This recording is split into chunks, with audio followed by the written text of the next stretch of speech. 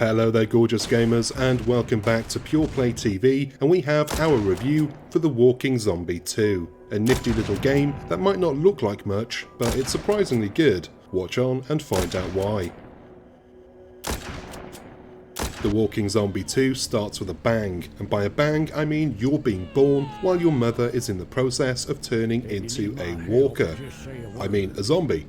The game takes obvious inspiration from AMC's once great, now shite TV show, but it stops short of naming its characters Dick, Meryl and Flen and so on, and that means the undead are simply called zombies.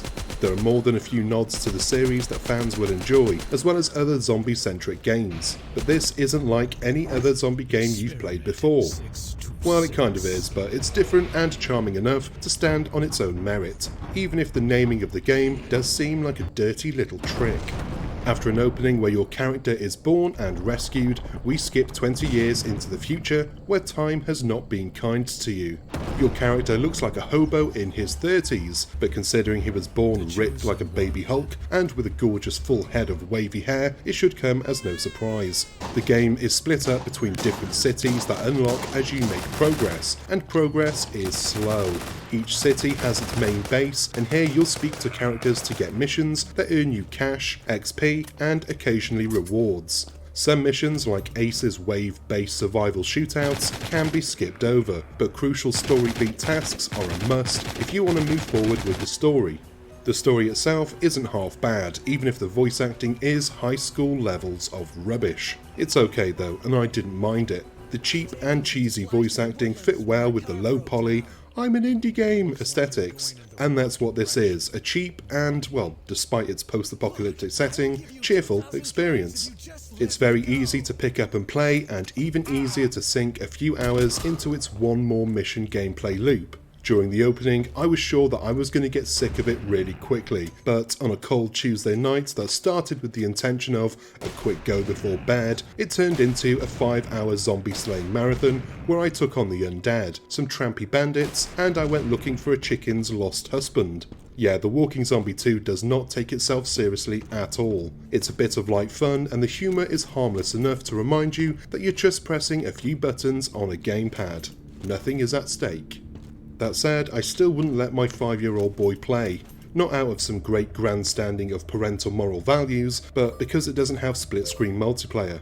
What father sends their kid into the zombie apocalypse alone? Not me. It should come as no surprise that split screen is not readily available. The Walking Zombie 2 was originally a mobile game. Its humble mobile origins are evident through the game's menu and its encouragement for you to buy digital stuff. Not for me, thank you very much. There's also the on-screen prompts, which are very mobile gamey, and while the game's controls are perfectly fine, there's an over-generous amount of aim assist, an obvious carryover from the mobile version where pinpoint accuracy is not easily achieved with a sweaty touchscreen.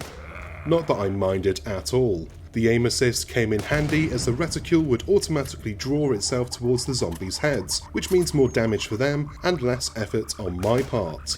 Double win. The Walking Zombie 2 is not a hard game by any stretch. Your time is spent going from mission to mission, and those missions signpost literally everything that you need to do. Need to go somewhere? You'll get a marker every 5 meters to make sure you get there with ease. It's simple stuff, and as a simple man, I really appreciate that. Normally, I'm quite critical of mobile ports to console, mainly because they tend to feel like cheap experiences that have been dolled up and priced to take advantage of hungry console players. The Walking Zombie 2 does not feel like that. Sure, it has the trappings of a mobile game, with its iffy inventory and menu design, as well as the leftover touchscreen prompts, but its core is good, and there's a lot to like with very little to complain about.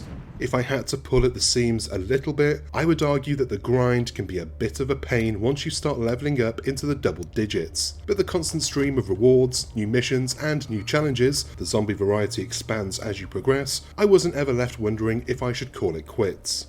The Walking Zombie 2 is a fine game, that's free on mobile and on PC, but it will cost you a tenner if you want to play on your Xbox on the sofa. I reckon that is a tenner well spent.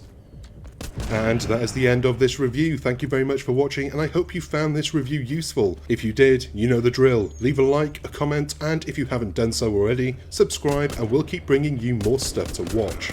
That's a good deal, don't refuse it. I've been Chris, you've been gorgeous, and I'll see you on the next one. Until then, cheers my dears.